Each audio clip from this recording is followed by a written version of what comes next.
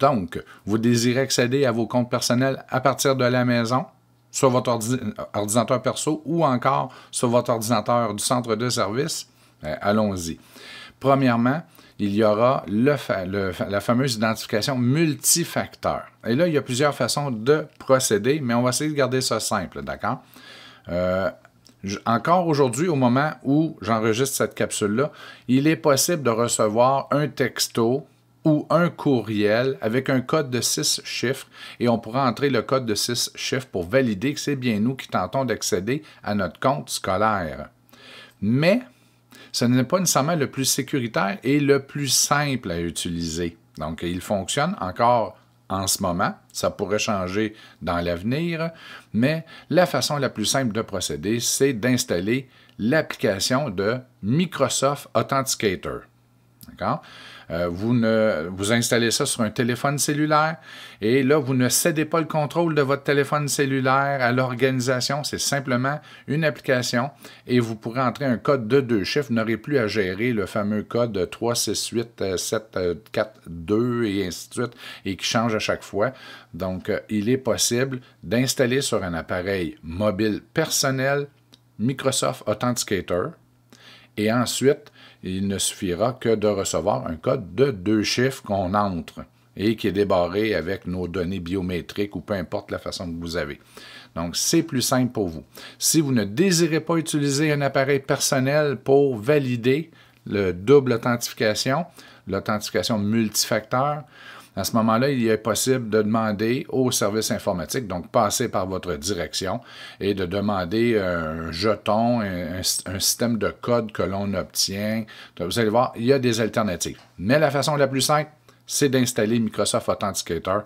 Vous allez voir, ça fonctionne bien et ça l'évite de recevoir des courriels dans notre boîte personnelle pour valider notre identité et ainsi de suite. Donc, allons-y avec une brève démonstration. Je suis ici dans Microsoft Teams. Vous pouvez voir, on me demande de me réidentifier. Donc, voilà. Je vais inscrire mon mot de passe.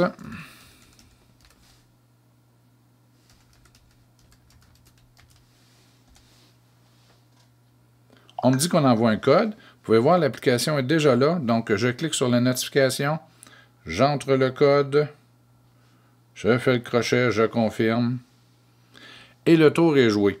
Lorsque vous êtes à l'intérieur du centre de service, il pourrait arriver une fois par année ou peut-être 2 fois par année qu'on vous demande cette validation-là, mais c'est très rare et pour la majorité d'entre vous, ça n'arrivera pas.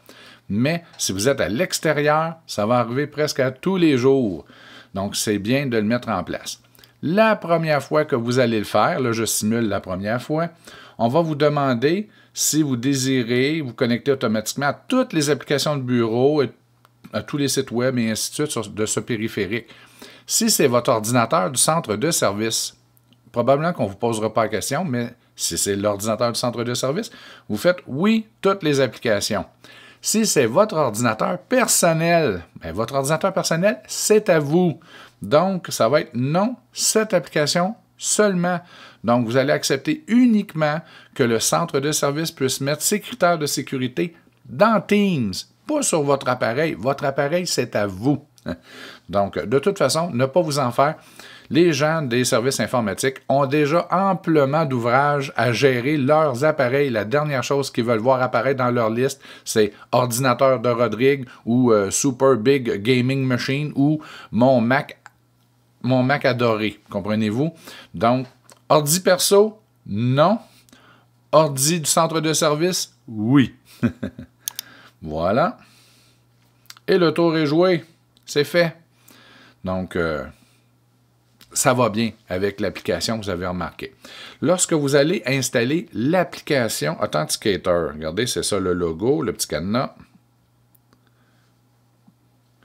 Lorsque vous allez installer la première fois Authenticator, il y a un petit tour de passe-passe, OK? Parce que, écoutez bien le principe, à chaque fois que vous allez être à l'extérieur du centre de service, mais au Canada, et que vous allez tenter d'accéder à vos comptes, ou peut-être pas à chaque fois, là, mais une fois par jour ou une fois par semaine, on va vous demander de vous identifier, d'accord? De vérifier avec l'application, donc d'entrer les 2 chiffres comme j'ai fait, on va vous demander de le faire.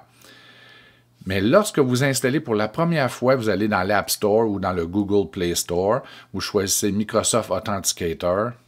Et là, on va vous demander de valider votre identité. Vous entrez votre adresse courriel du centre de service, votre mot de passe. Et là, on va vous envoyer un code de 2 chiffres pour valider dans Authenticator. Mais ça, c'est pour valider Authenticator. Donc, puisqu'il n'est pas validé, vous ne pouvez pas. Là, je vais reprendre. Là. La première fois, quand vous installez Authenticator, on va vous envoyer comme un double code. Bien, vous allez voir, lorsqu'on vous envoie le code, au lieu d'essayer de chercher comment faire pour entrer le code, il y a utiliser un autre moyen.